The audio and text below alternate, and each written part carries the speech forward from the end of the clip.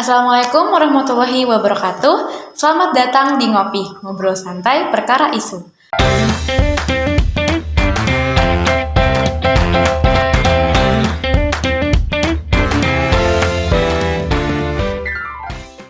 Pada episode kali ini, kami akan membahas sesuatu yang asik nih. Teman-teman tahu nggak sih kalau kemarin lagi gencar-gencarnya tentang portal Kemenkes yang diretas oleh situs judi online.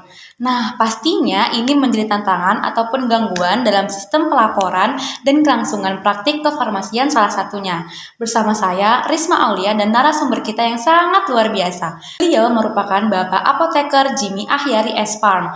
Beliau merupakan seorang apoteker sekaligus ahli IT yang menginisiasi situs apoteker.net, situs manajemen apotek yang dapat membantu mengelola seluruh bisnis apotek secara efisien. Selain itu, beliau juga pernah menjadi apoteker penanggung jawab perdagangan besar farmasi PT Indofarma Global Medica cabang Banjarmasin tahun 2011 sampai dengan 2015 sekaligus merangkap menjadi kepala logistik. Wah, luar biasa sekali ya pengalaman beliau.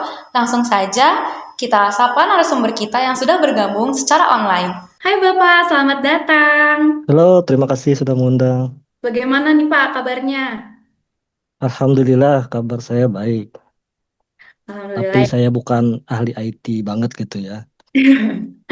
Kalau boleh tahu nih Pak, apa sih kesibukannya Bapak akhir-akhir ini? Saya itu kalau di kalangan teman-teman yang blogger atau internet marketer itu sebutannya bapak rumah tangga. Oke. Jadi saya kerjaannya full jemput anak sekolah, ya seperti itu.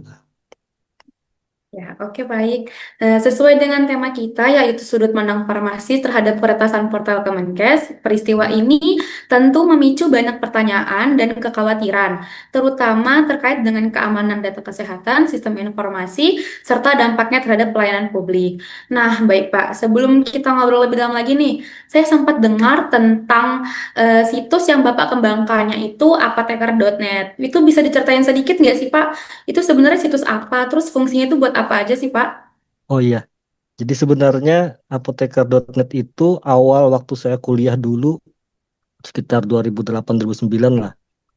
Mencari bahan untuk nulis laporan-laporan kan kita farmasi banyak laporan itu nyari infonya itu sangat susah dan dulu itu cuman yang berbahasa Inggris. Nah, terus kepikiran kenapa nggak bikin aja yang bahasa Indonesia gitu kan.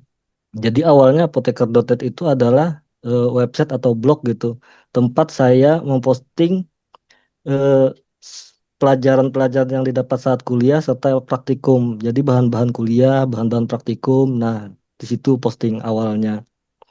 Terus setelah lulus apoteker, saya kan bekerja di dunia nyata kan sebutannya tuh di PBF itu bekerja sampai 2015 akhirnya memutuskan untuk berhenti dari sana, resign gitu kan, untuk fokus di dunia online ini. Kemudian eh, itu masih berbentuk website jadi masih informasi-informasi aja yang disediakan di apoteker.net. Lalu masuk ke 2020, istri saya kebetulan dia eh, bekerja di salah satu instansi pemerintah gitu kan di bidang kesehatan juga, sering memeriksa apotek gitu kan, rumah sakit, klinik-klinik. Nah, dia cerita bahwa apotek itu eh, banyak yang tidak memakai sistem informasi gitu kan untuk pengelolaannya. Dari situ saya berangkat, kenapa nggak dibikin aja gitu kan? Apa kendalanya sih sebenarnya? Nah, terus hasil diskusi dengan istri, jadi membangun menu-menu yang ada di aplikasi itu sambil tanya-tanya istri gitu kan. Biasanya yang dicari kalau pemeriksaan itu apa sih yang harus kita sediakan. Akhirnya 2021 akhir aplikasi apotek dari apoteker.net itu kita rilis gitu. Nah, dari situlah asal muasal apoteker.net itu. Oke, baik. Terus karena kita ngomong-ngomong soal peretasan nih, Pak, situs Mm-mm. Kemenkes kan lagi rame banget ya, Pak, karena sempat diretas. Nah, apoteker.net sendiri ini pernah nggak sih, Pak, diretas? Alhamdulillah belum ya. Saya menyebutnya belum nih karena di internet itu 100 tidak ada yang 100% aman secara ininya pasti ada gitu kan. Cuman kalau terkait yang eh, portal Kemenkes nanti kita bahas yang lebih lanjut ya. Tapi kalau untuk apoteker.net sampai saat ini belum gitu kan. Mudah-mudahan jangan. Itulah. Ya, alhamdulillahnya belum ya, Pak. Oke, baik. Nah, dalam sistem kesehatan, farmasi ini bukan hanya sekedar penyedia obat, tapi juga bagian dari alur distribusi, informasi terapi, hingga pengawasan mutu yang sangat bergantung pada sistem yang aman dan terintegrasi. Jadi, seperti yang sudah saya katakan di awal, di mana podcast kali ini akan mengangkat tema sudut pandang farmasis terhadap peretasan portal Kemenkes. Saya mau bertanya sedikit nih, Pak, terkait masalah itu. Nah, Langsung ke pertanyaan pertama ya Pak. Boleh nggak sih Pak dijelasin sebenarnya apa sih yang terjadi di balik kasus peretasan situs reporting Kemenkes itu? Terus mekanismenya kenapa? Mekanismenya gimana? Kok bisa sih Pak sampai jebol kayak gitu Pak? nah, sebenarnya kalau terkait situs Kemenkes itu alasan kenapanya itu kan hanya pihak mereka atau sistem IT mereka yang tahu gitu kan. Jadi dari yang saya baca dari media-media, dia itu kena defaced istilahnya itu mengganti tampilan gitu kan. Kalau pada yang Sipnap ya yang terbaru kemarin kan Sipnap ya, pelaporan narkotika dan psikotropik itu halaman loginnya diganti dengan iklan-iklan eh, judul-judul gitu kan. Nah, kalau penyebabnya kita tidak berbicara tentang Kemenkes yang situs Kemenkes ya. Cuman kebiasaannya kalau situs-situs itu kena defaced itu biasanya masalahnya cukup banyak gitu kan penyebab faktor penyebabnya. Di antaranya itu misalnya karena frameworknya belum diupdate misalnya seperti itu atau belum menetapkan langkah keamanan misalnya karena selain sistem eh, faktor risiko kesalahan itu juga ada pada SDM-nya individunya gitu kan. Misalnya kayak kasus dulu eh, ada YouTuber besar gitu yang kena hack. Padahal kan YouTube kan nggak mungkin kena hack ibaratnya gitu kan, karena yang punya Google gitu. Tapi nyatanya bisa, ternyata pegawainya yang mengklik link dari email. Nah, jadi itu kan tanggung jawab pribadi ya, artinya SDM-nya yang eh, apa namanya teledor mengklik sembarang link gitu. Jadi untuk yang Kemenkes ini kalau alasan aslinya kenapa itu hanya dari orang Kemenkes yang tahu, tapi kalau kita berbicara secara global gitu kan, penyebab peretasan itu biasanya karena framework atau website itu tidak diupdate atau tidak terawat gitu kan, karena website itu setelah dibangun tetap harus ada istilahnya semacam audit, jadi audit keamanan kayak gitu-gitu itu tetap harus dijalankan. Nah, sayangnya biasanya situs-situs pemerintah itu karena dia dengan pihak ketiga gitu kan akhirnya kurang terpantau lah. Dugaan saya sih seperti itu. Cuman yang jawaban aslinya hanya Kemenkes yang tahu. Iya, oke baik Bapak. Jadi itu karena frameworknya gitu ya Pak ya? Jadi kalau yang saya lihat sering itu gara-gara misalnya nih pemerintah menyewa atau eh, menyewa pihak ketiga gitu kan untuk membangun website. Lalu setelah jadi setahun kan aman nih karena kontraknya setahun misalnya. Terus tahun kedua ternyata bukan vendor yang sebelumnya lagi yang menang gitu kan. Jadi yang vendor yang lama nggak ikut lagi dia. Nah disitulah kadang-kadang karena webnya sudah berjalan aja, jadi tinggal dipakai aja gitu kan. Padahal ada yang namanya pemeliharaan gitu kan, audit. Mungkin mereka tetap melakukan itu sekarang. Tapi kalau sampai yang ada di device itu berarti memang ada celah keamanan gitu kan. Nah celahnya itu kita sebagai orang luar tidak bisa mengetahui. Baik, kalau kita lihat-lihat nih ya, kenapa sih Pak website di Indonesia tuh kayaknya gampang banget kena hack, apalagi hacknya dari luar negeri. Itu tuh Hmm. karena sistem IT yang kurang kuat atau gimana sih Pak? Enggak sih sebenarnya hampir di seluruh dunia tuh pasti ada aja gitu kan kasus-kasus itu. Cuman mungkin di tempat kita kesadaran akan apa istilahnya ya keamanan di dunia internet ini yang masih belum gitu. Jadi kalau menurut saya kenapa kita yang kena hack lebih sering tadi kan pertanyaannya sebenarnya enggak sih. Karena di belahan dunia lain juga sering aja mereka. Kebetulan aja kita di Indonesia cuman ya yang paling sering itu situs pemerintah gitu kan, situs-situs yang ibaratnya harusnya enggak gitu kan. Nah, karena polanya tadi itu pola kerjasama mereka itu kadang-kadang membangun website, terus perawatan dan auditnya itu hampir hampir nggak ada gitu kan. Yang penting websitenya bisa jalan. Nah, setelahnya itu kita nggak tahu. Memang ada beberapa vendor kayak teman-teman saya itu yang menyediakan paket lengkap gitu kan. Cuman ya biasanya itu agak mahal memang. Tapi harusnya untuk pemerintah keamanan itu lebih utama gitu ya. Jadi kalau pertanyaannya kenapa di Indonesia sering banyak hack itu, kalau memang itu berarti memang ininya eh, sistemiknya ya, alurnya, alur pembuatan, alur perencanaan harus lebih fokus lagi ke keamanan serta kepelatihan ke orang-orang yang berada di instansi tersebut untuk aware gitu kan dengan keamanan. Sangat banyak penyebab, misalnya kita bicara ada yang satu perusahaan kena malware gitu kan, terus kena ransomware, kena tagihan gitu yang filenya dienkripsi, kalau mau filenya kembali kita harus membayar tebusan-tebusan gitu kan, ransomware. Itu kan penyebabnya kadang-kadang malah dari pegawainya sendiri yang klik atau mendownload dokumen. Seperti kalau sederhananya itu seperti yang masih ramai beredar itu yang undangan dalam bentuk WhatsApp yang bisa terinstall. Nah, itu itu kan mau menyalahkan siapa kalau yang membuka adalah kita sendiri gitu kan. Jadi edukasi penting, terus perencanaan sistem saat pembuatan, saat berjalan, kemudian auditnya, kemudian kalau perlu menggunakan apa mereka-mereka yang memang jago pentester gitu. Istilahnya pentester itu dia ini ada aplikasi atau website, silahkan kalian temukan celahnya, kalau bisa masuk nanti ada hadiahnya atau apa gitu kan.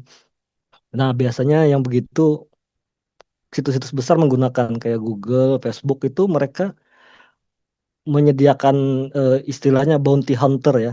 Jadi kalau ada masyarakat luar yang bisa menemukan celah keamanan di Google atau di Facebook dengan membuktikan diri bahwa mereka bisa berhasil gitu kan, ada hadiahnya. Nah, jadi tapi di level pemerintah harus ada selain pengembang website juga ada security-nya, keamanannya gitu kan. Itu sih.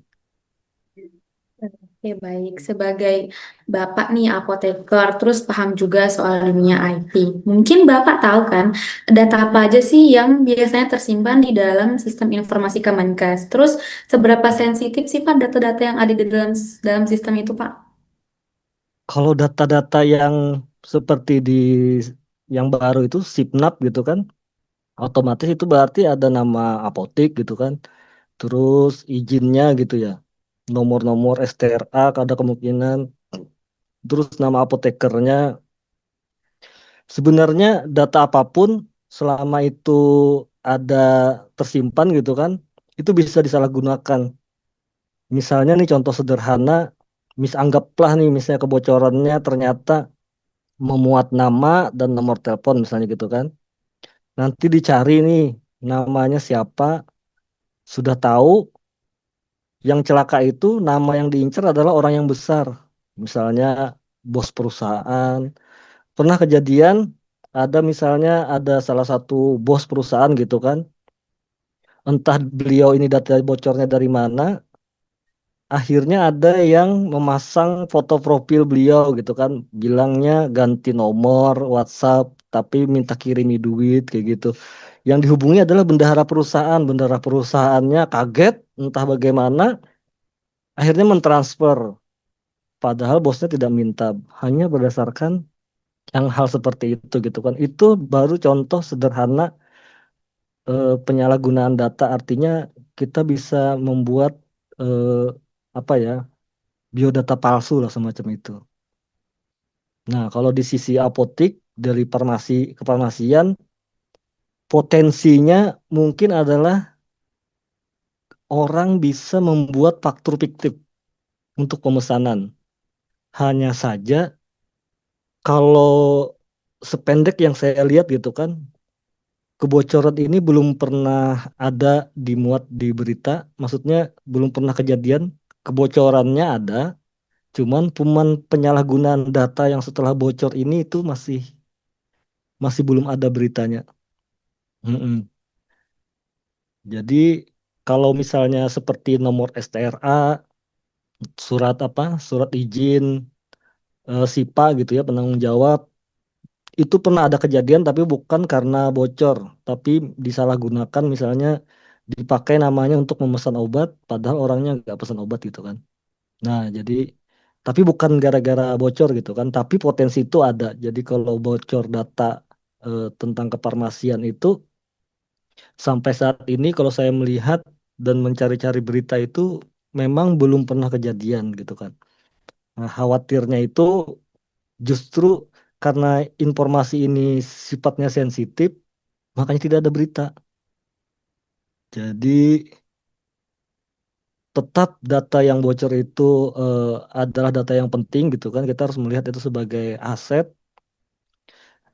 Kemudian eh, jika suatu saat ada penyalahgunaan, kita hanya bisa melihat dari faktor resikonya. Jadi kayak seperti yang tadi kalau nama oke, Eh, nomor STRA bisa.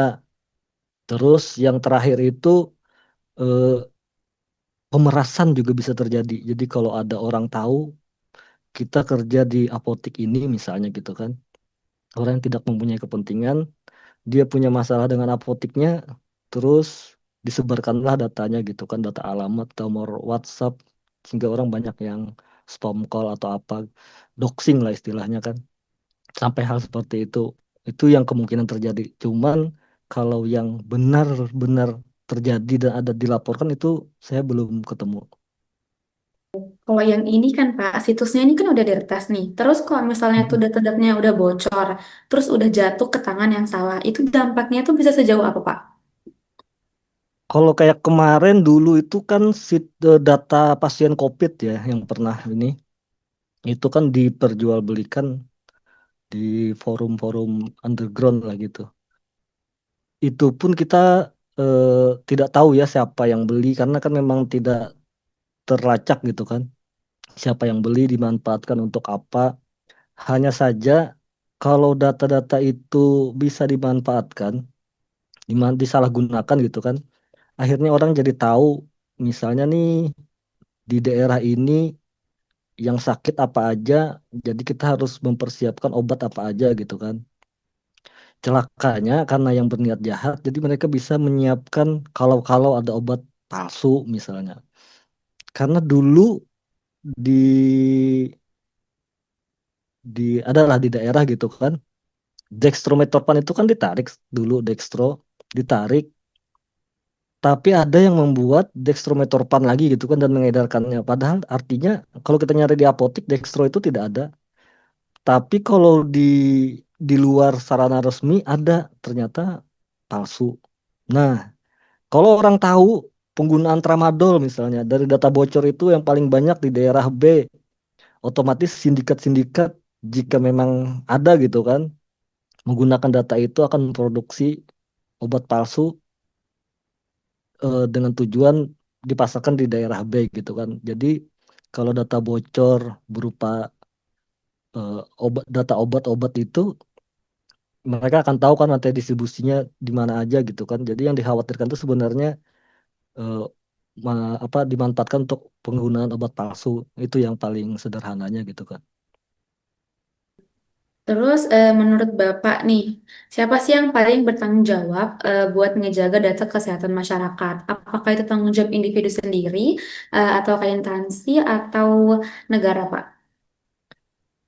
Kalau siapa yang paling bertanggung jawab itu saya rasa semua ikut andil gitu ya. Karena dari aspek apa?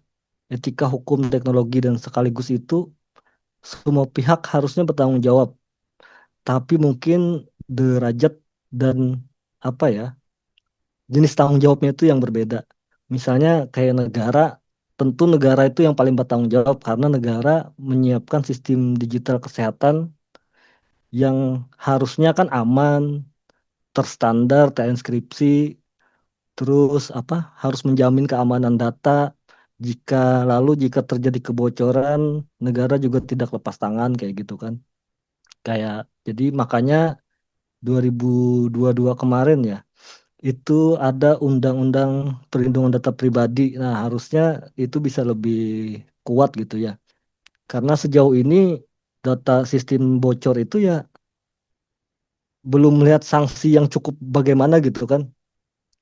Cuman beritanya di media data bocor, tapi kita nggak tahu kan siapa yang dihukum atau apa gitu kan. Nah, seperti itu. Jadi itu dari negara dulu yang paling bertanggung jawab. Kemudian yang kedua itu instansinya. Jadi instansi itu wajib harus menjaga, misalnya anggap aja instansi itu bisa Dinkes tadi, klinik, apotek, rumah sakit, menjaga keamanan data pasien di lingkup mereka gitu kan. Jadi ada SOP keamanan digitalnya gitulah. Terus ada siapa aja yang boleh mengakses ini istilahnya role-nya ya, role-nya. Jadi ada siapa saja yang bisa mengakses menu ini, siapa yang bisa membaca log ini itu harus dibatasi.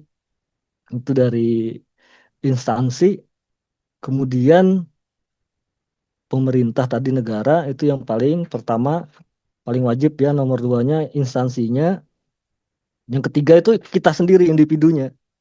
Tenaga-tenaga kesehatan atau pegawai yang ada di instansi tersebut itu juga harus bijak dan bertanggung jawab gitu ya.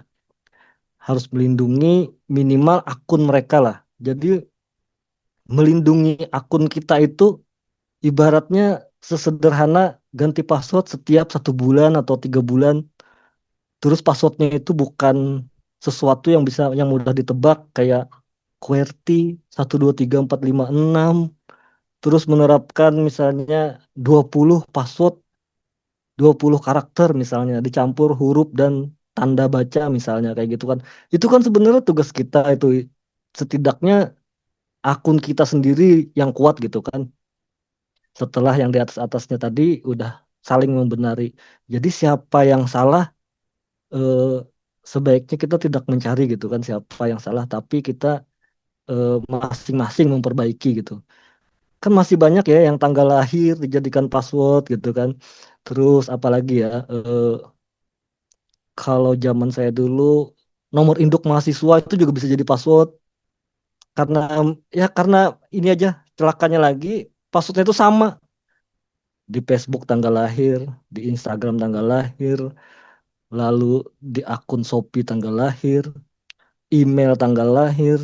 Saat emailnya kena kena sebetulnya kena hack gitu ya. Mungkin karena kesalahan dia atau gara-gara orang nebaknya benar, karena passwordnya tanggal lahir dan nama orang ini ada misalnya di data bocor tadi, di data bocor ada tanggal lahir, dia cobalah tanggal lahir itu.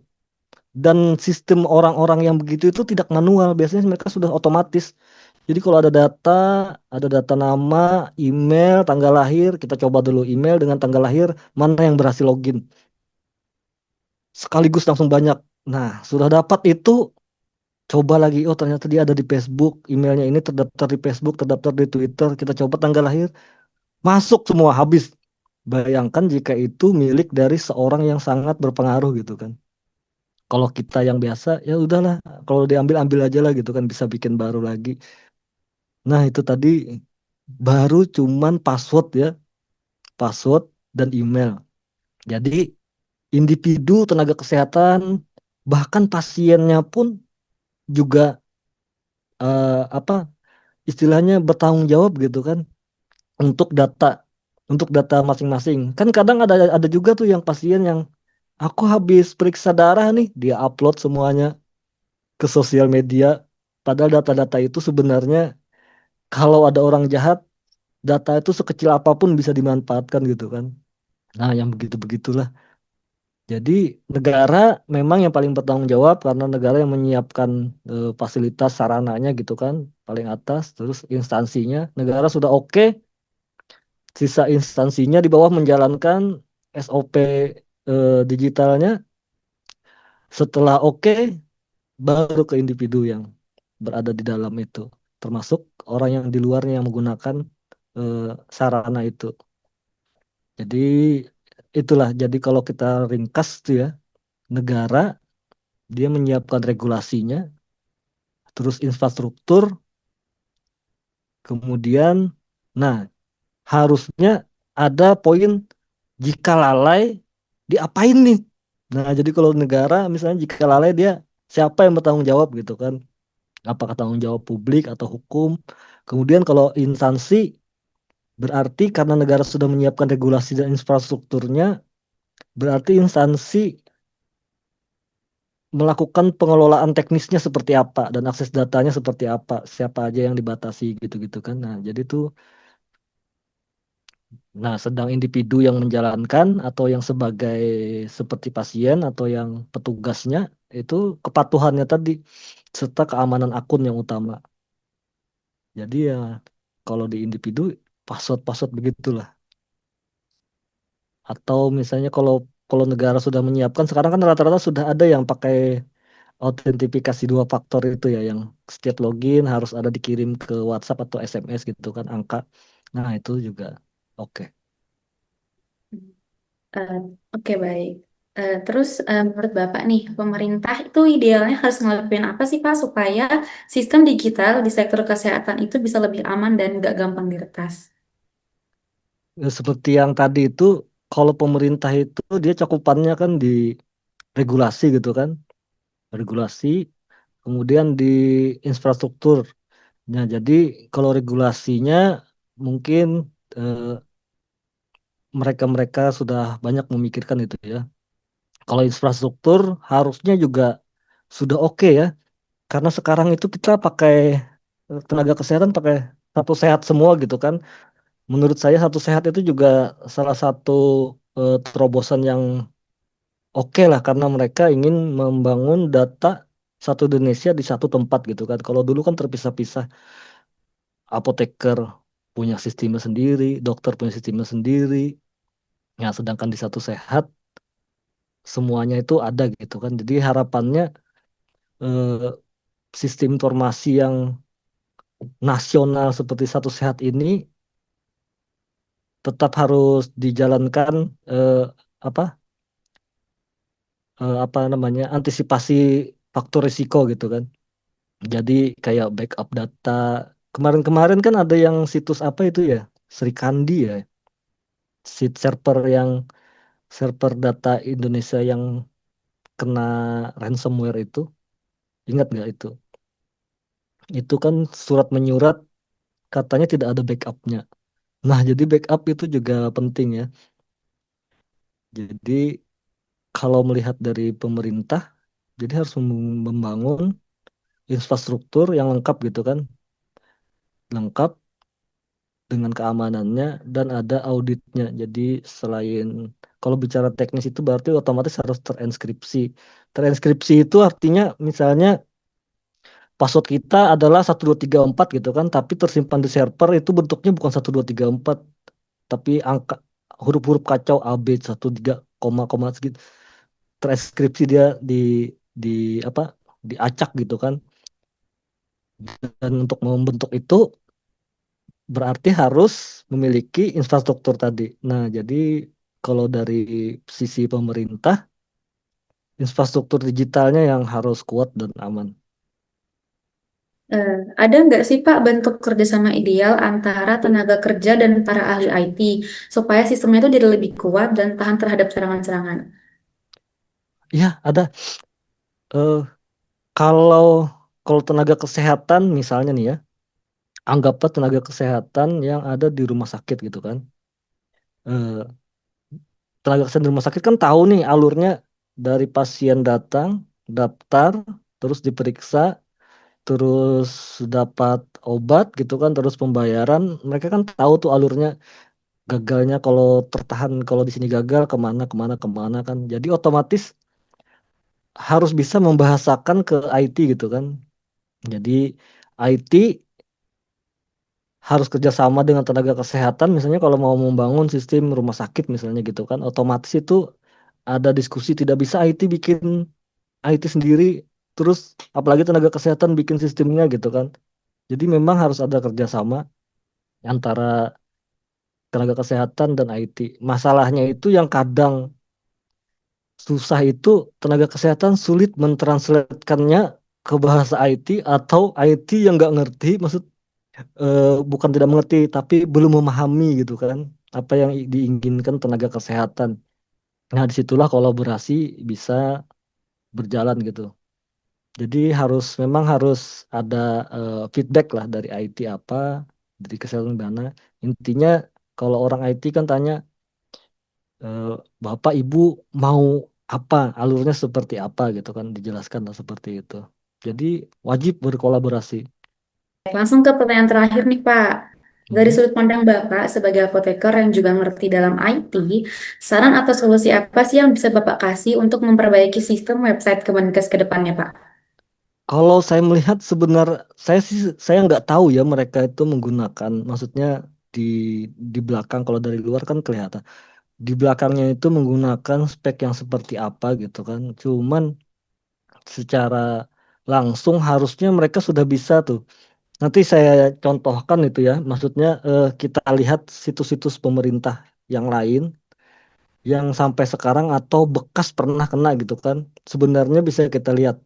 Kalau sekarang itu harusnya mereka harus langsung mengaudit jangka pendek itu kalau setelah kejadian mereka harus mengaudit ini oh yang masuk ini lewat mana gitu kan.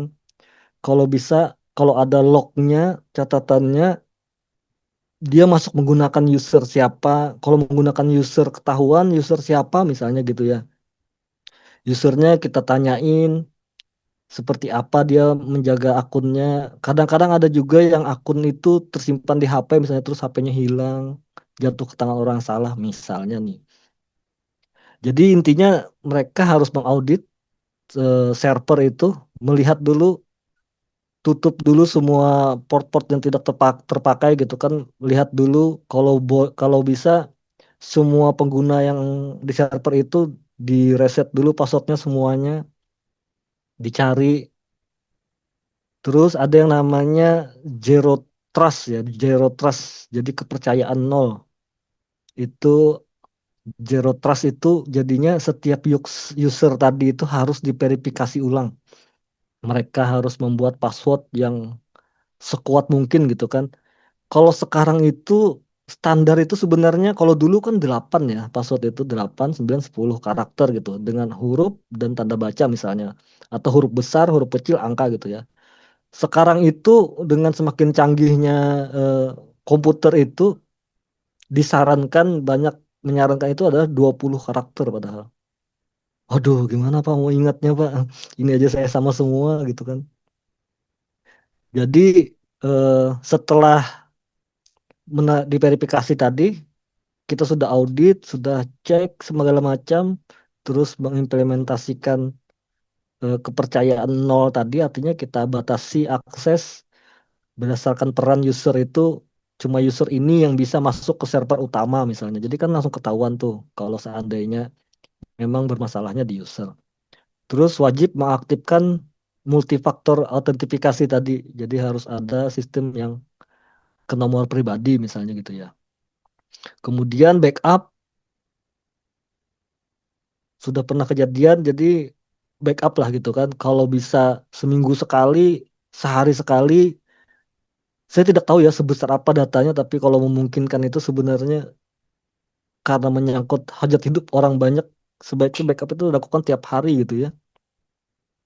Memang agak berat sih harusnya, tapi harus harus bisa lah, paling paling nggak ada backupnya gitu ya. Terus setelah itu mereka harus aktif memantau memantau loggingnya. Jadi server itu kan kalau setiap ada yang masuk, setiap ada kejadian itu ada tercatat catatan masuknya nih. Dari mana menggunakan apa, IP-nya apa, perangkatnya apa gitu kan. Nah, intinya seperti itulah. Kalau yang ibaratnya kejadian baru kemarin kejadian, nah ini yang diterapkan tuh. Diaudit dulu lewat mana sih dia masuknya. Kalau sudah ketahuan ditambal istilahnya gitu kan.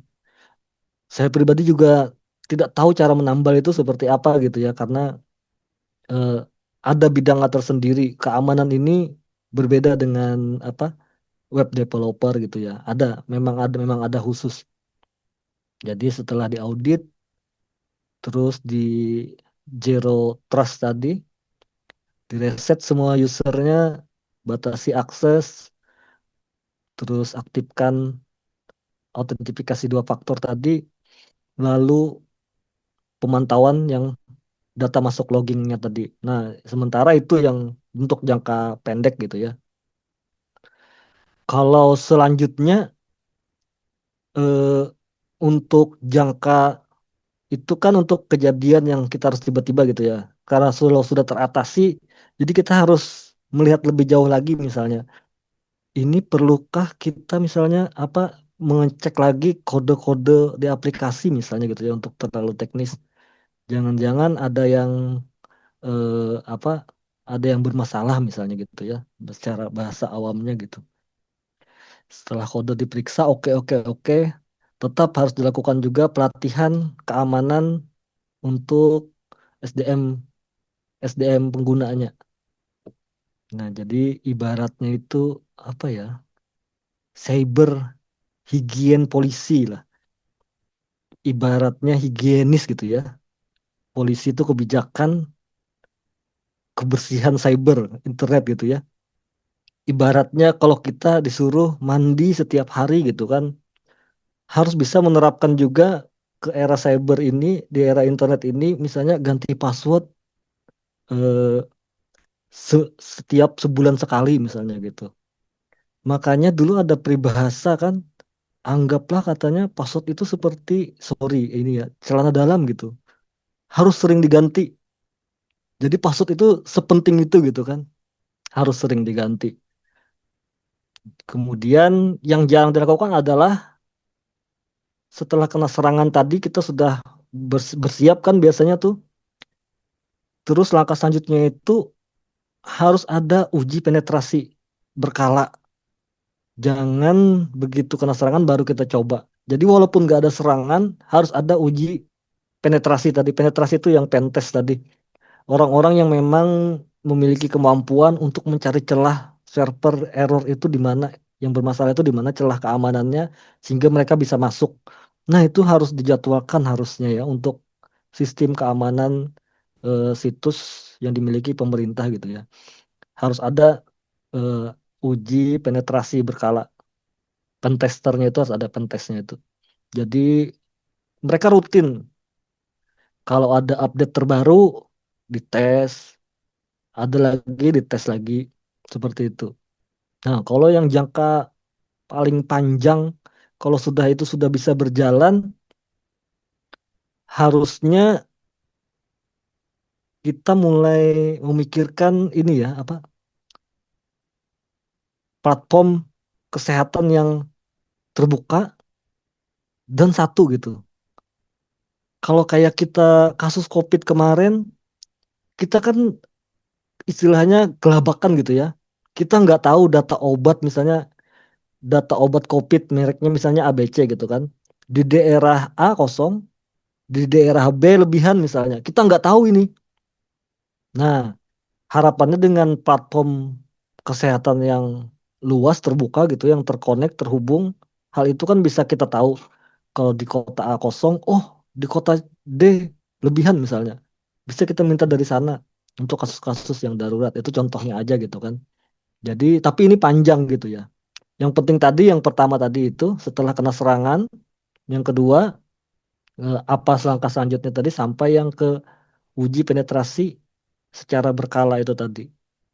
Jadi kalau kita simpulkan itu artinya pemerintah harus bisa menyiapkan struktur yang aman, terus eh, sumber daya manusianya sadar akan resiko, jadi mereka akan mengganti password, menggunakan autentifikasi dua faktor. Terus terakhir adalah budaya digital yang disiplin. Disiplin itu yang kayak jika situs pemerintah itu akhirannya .go.id, government Indonesia ID, jangan lagi terkecoh kalau ada email masuk misalnya dari pajak, Anda telat membayar pajak tulisannya nih, Anda akan kena denda misalnya.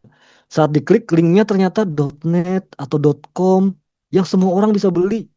Padahal kan kalau pajak pasti pajak.go.id gitu ya, ada go.id.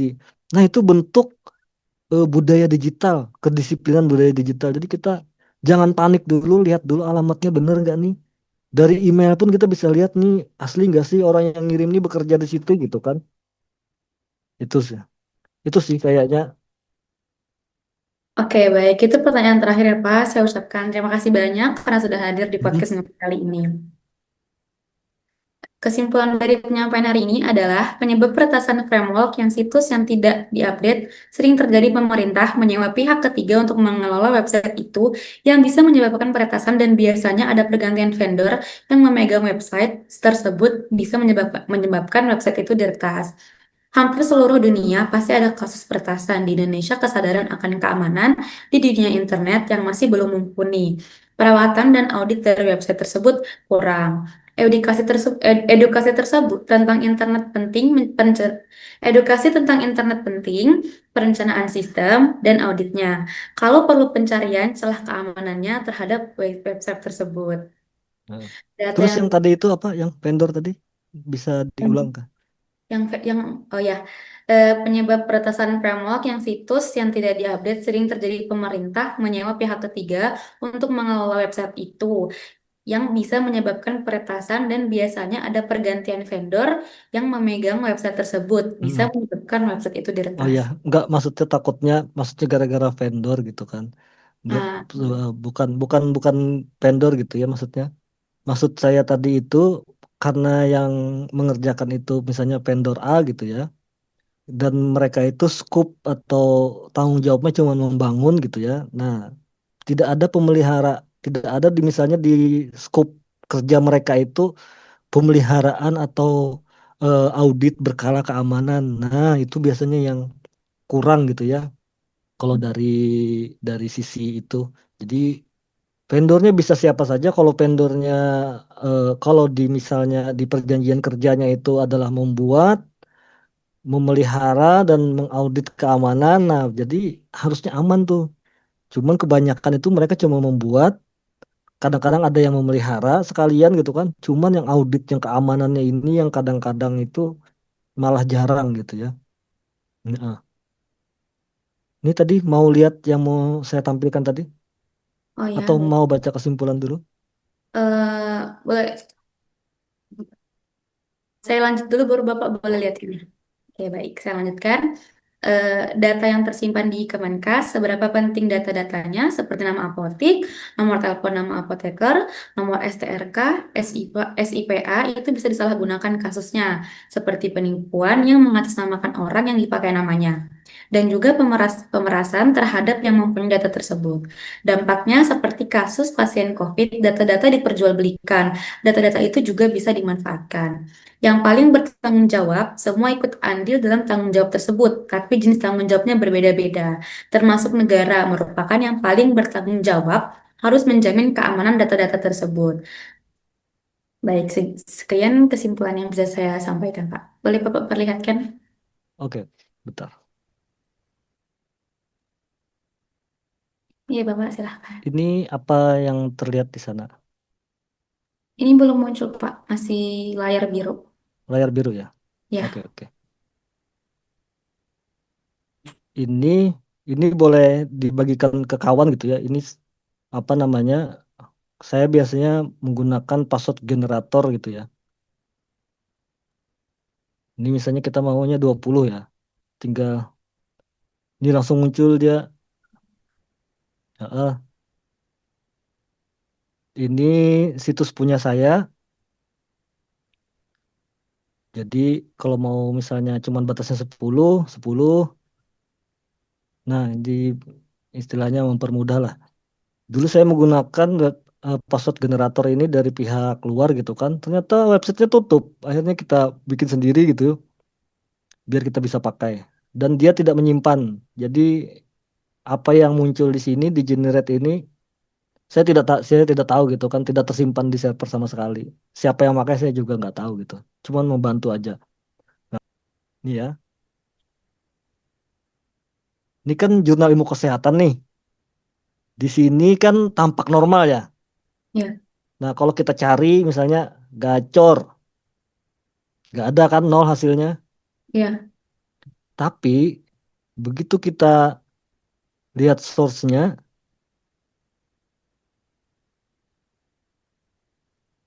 gacor. Nih, ada nih.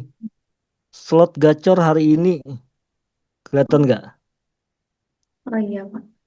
Dia menggunakan visibility hidden. Jadi dari luar tidak terlihat, tapi dari mesin pencari Google kelihatan. Artinya ada yang pernah masuk, amit-amit orang dalam gitu kan, ibaratnya tuh. Nah, ini contoh sederhana gitu kan. Dia tidak mendefaced, tapi dia meletakkan link. Karena link dari eh, situs pendidikan itu bagi Google itu nilainya tinggi gitu ya. Makanya dia meletakkan link. Jadi di bawah copyright 2008, nah di bawahnya ada nih link apa ini, itulah namanya gitu kan, bisa dilihat. Padahal kalau kita lihat bentuknya copyright 2008 tidak ada kan, tidak ada lagi, tidak ada yang bisa diklik. Tapi Iya, di dalamnya ada. Itu contoh satu tuh.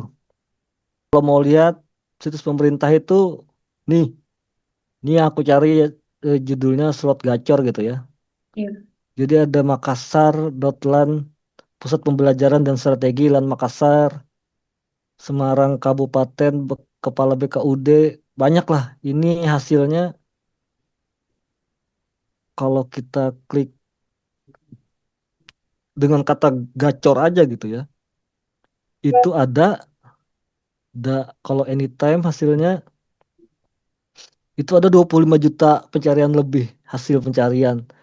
Jadi separah itu gitu kan, bukan cuman satu dua, tapi ini rata-rata udah dibenerin ya.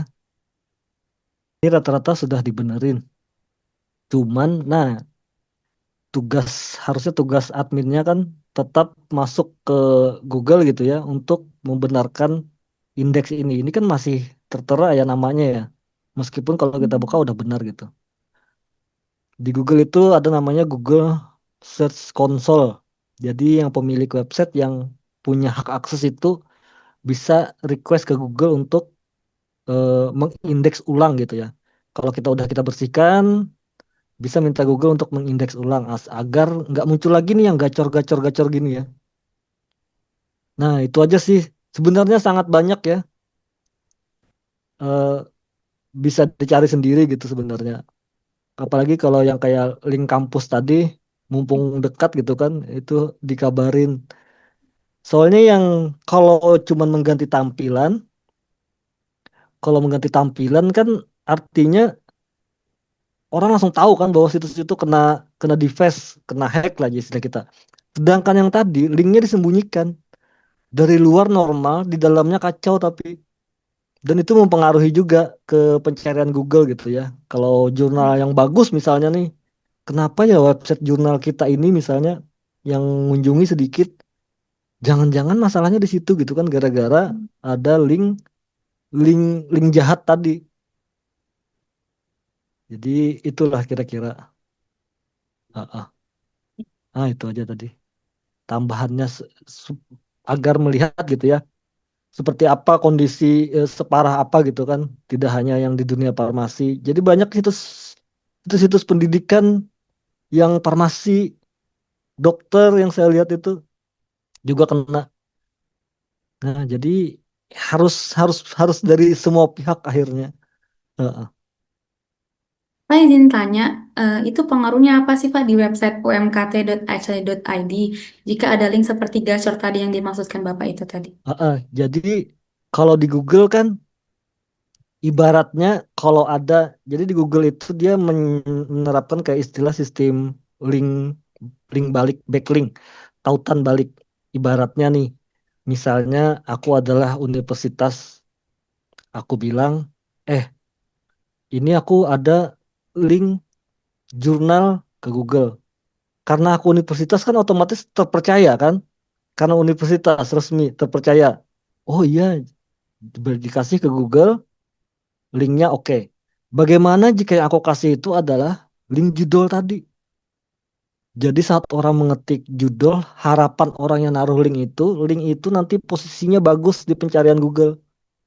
Sedangkan efeknya ke kita, karena itu linknya tidak baik, karena di Indonesia misalnya pemerintah menyuruh Google untuk tidak tidak mengutamakan website yang ada judulnya misalnya gitu ya. Akhirnya web kita yang kena.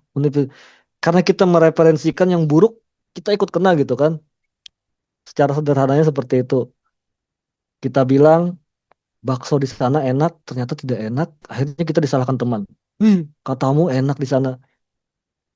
Terus, nah yang tidak enak tadi itu yang link tadi. Padahal kita nggak berniat menyuruh teman kita makan yang tidak enak gitu kan. Tapi karena linknya ada di dalam dan itu terbaca oleh Google, akhirnya muncul di pencarian dan itu memperburuk reputasi sebenarnya. Jadi kan kalau orang apa namanya eh, ada masalah gitu kan sama kita, itu situsnya aja ada link apa ikut mempromosikan judul katanya. Padahal kan nggak sengaja itu kan.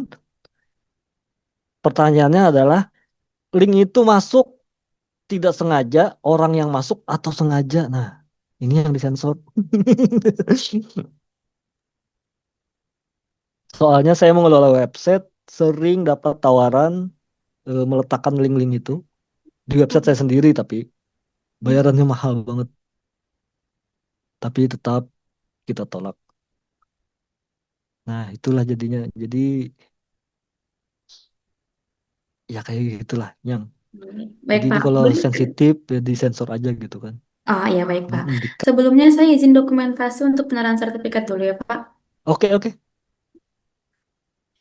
Harus pose apa? Bebas Pak posenya Pak.